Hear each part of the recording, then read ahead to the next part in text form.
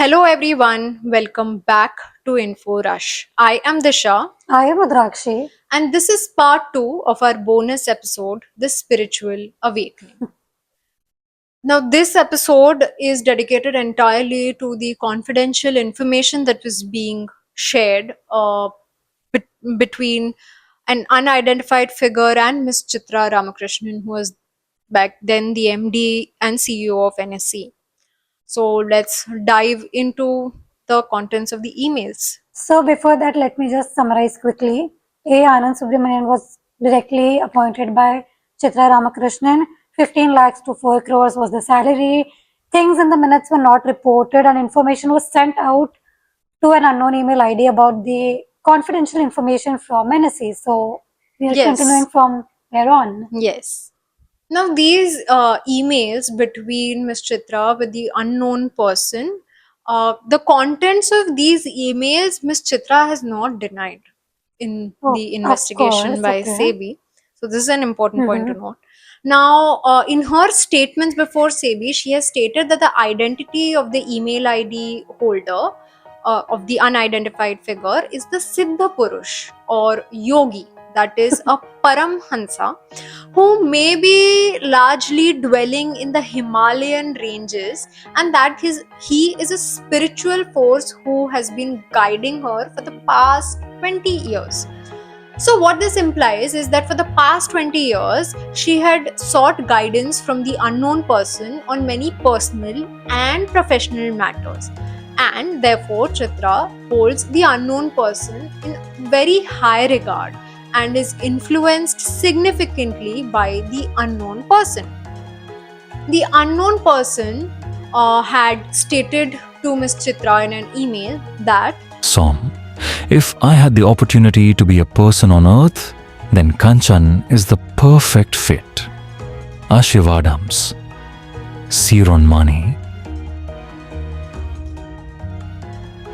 Struggle is, I have always seen thee through G, and challenged to on my own realize the difference.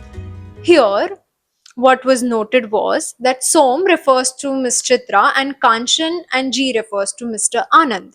Therefore, from the said emails, it is apparent that Chitra holds Mr. Anand in the same light as her spiritual force, whom she greatly relies upon and thus would have been looking towards the interest of Mr. Anand. Now, 10 emails were exchanged during the period before the redesignation of Mr. Anand as Group Operating Officer and Advisor to MD, which carried decisions over new designation without making the designation as key management personnel.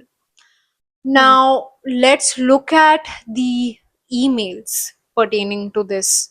Now, from unknown person to Miss Chitra, this was one of the emails saying, I will draw the curtains down to this discussion with the following points for consideration. Of course, SOM can execute her authority to change if required, suiting the company requirement, or write to me, seeking clarifications. Any journey, the enjoyment is there after completion of the path that we tread. Similar is the HR process. In this journey, if we view our personal goals, then it is difficult to align with business goals. So, in order to have a mix of all, and not precipitate the contract entered into, and also maintain status on hierarchy, and considering legally the terms of reference in title, not as KMP, and still get an executive authority, I propose with love and abundant blessings that you will be called from April 1st, 2015 as Group Operating Officer and Advisor to MD at the same level as Group President of the company. With this, I call upon SOM to discharge the following. 1. Contract to revise to 5-day week only for paper and emoluments. 2. 1 day brought additional on contract per week Kanchan. To withdraw and surrender to me per month as gratitude on gross amount. 3. Travel international first class exceeding 5 hours journey, point to point. business class for domestic for group president and above.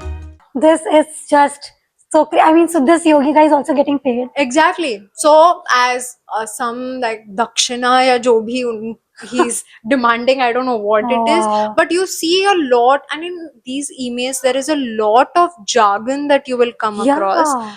and there is of course a personal motive behind all of this. Yes, I mean, he is literally comparing the whole spiritual process to HR process. I mean, Exactly. wow, he's just going a level beyond this corporate motivational, so-called corporate motivational speakers, and that actually kind of makes sense because they connect things practically. This is just crazy. True.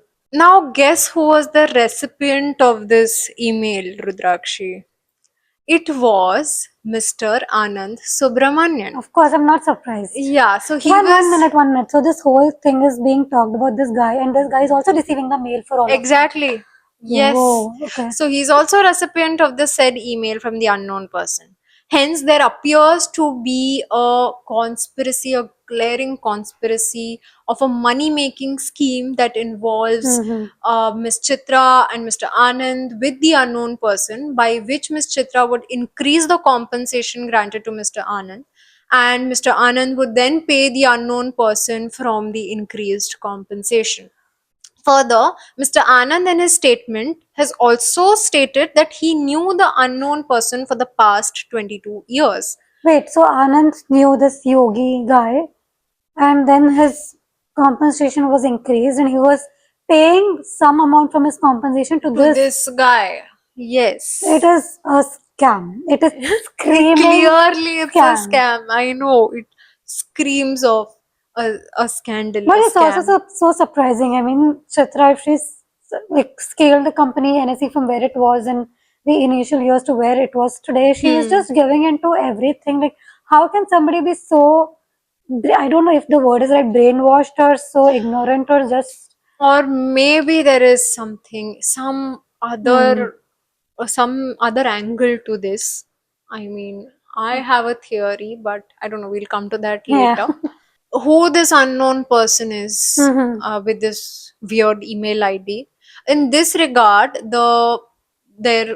Miss Chitra was questioned, and this is what she had to say. Can you please share the identity of the email ID holder? The Siddha Purusha is a Paramahansa who may be largely dwelling in the Himalayan ranges. I have met him on occasion in holy places.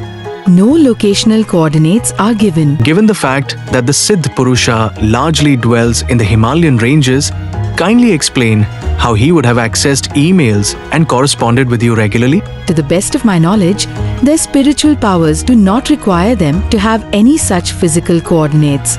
Can you please share when you met him and who introduced you to him?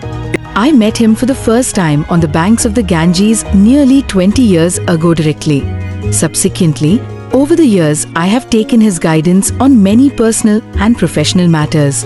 Along the way, since he would manifest at will and I did not have any locational coordinates, I requested him for a way in which I could seek his guidance whenever I felt the need.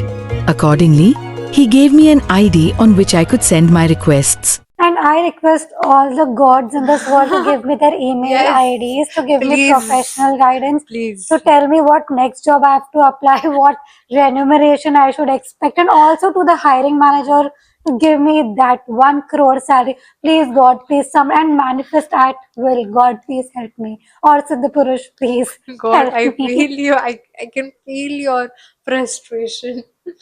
Can you please elaborate as how the Siddha Purusha was aware about a lot of intricate details on the functioning and hierarchy at NSE? Largely, I would have provided the inputs. In the majority of correspondence, it is observed that Sri Anand Subramanian was marked a copy. Please explain. Primarily, I had clarity on issues that I sought. Who else and whom he would correspond with was outside my purview. He may have corresponded with any others too. With respect to this particular point, SEBI replied, and this is directly from the report, that there is no exception in the regulations or the SEBI Act or SCRA that confidential information of the stock exchange may be shared with a spiritual force. Regarding the presence of this unknown person, it was found that Chitra was lying. She had said that the Siddha Purusha did not have a physical persona and could materialize at will. Apparently, the unknown person and Chitra had met several times during the year 2015. Chitra, in her statement before CEBI, submitted to have attended the meeting with the unknown person at the Swami Malai temple in Delhi and also met him on occasions in holy places. Keep bags ready. I am planning a travel to Seychelles next month. We'll try if you can come with me. In case you need help, please let me know. Seshu will do the needful. If you know swimming, then we could enjoy a sea bath in Seychelles and rest in the beach. I'm asking my tour operator to connect with Kanchan for all of our tickets. Today you are looking awesome. You must learn different ways to plait your hair which will make your looks interesting and appealing. Just a free advice. I know you will grab this. Keep March mid a little free. Did you hear that Makara Kundala song I sent? You must hear the resonance of that iterations. I am happy to see cheer on your face and absolutely from your heart. I did rejoice the time yesterday with you. These small things you did for yourself make you feel younger and energetic. Hi Chitra/Nawaz. I am a good friend of your Foreign Shareholders Representation Committee on your board and would like to discuss the global trend on the dividend payout that is worldwide accepted with you in person. I am on a trip to India and in Delhi and will be happy to meet. Greetings from NSE. Thank you for your email to Miss Chitra Ramkrishna. Miss Ramkrishna will be pleased to meet you on Sunday. As regards the time and venue for the meeting, we will touch base with you. Wow, क्या corporate language hai with a Yeah. spiritual guru. I mean, I like just it. go. Now I'm speechless. Just go on. Now, what were the consequences? Miss Chitra was restrained from associating with any market infrastructure institution or any intermediary registered with SEBI for a period of 3 years. The NSE would not be allowed to launch any new product for a period of 6 months. Mr. Ravi Narayan was restrained from associating with any market infrastructure institution or any intermediary registered with SEBI for a period of 2 years. Mr. Anand was restrained from associating with, again, any market infrastructure, any intermediary registered with SEBI in any capacity for a period of 3 years. NSE was directed to forfeit the excess leave encashment of rupees 1.5 crore that and deferred bonus of rupees 2.8 crores of Ms. Chitra, which was retained by NSE to be deposited to its Investor Protection Fund Trust. Out of all the notices, allegations against only Mr. J. Ravichandran, JR, did not hold. Others were found liable and incurred penalties. In this entire case, there's only one question in your mind. Who was this Yogi Baba? Exactly. There were suspicions that it was Mr. Anand himself impersonating as the Yogi Baba, but no conclusive evidence was found. So the Himalayan Yogi was never officially identified. So I have a question here. Like, there's no report of like where the IP address of the originator email was coming from. Is there no record of it? So apparently, while I was reading this report, the personal computers and those devices of these people, those could not be investigated for some reason. Now, this is rather a sad ending to the Yeah. story, I would say. But you know what is sadder? In the co-location case, we saw NSE being described as the first line regulator, an institution expected not just to run the market but to safeguard it. And yet in this case, the cracks were not in the code or the cables. They were in the governance, the oversight, and the judgment at the very top.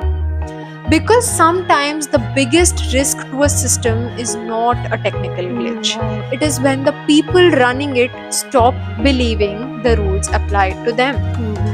And That's what made this more than just an odd corporate scandal.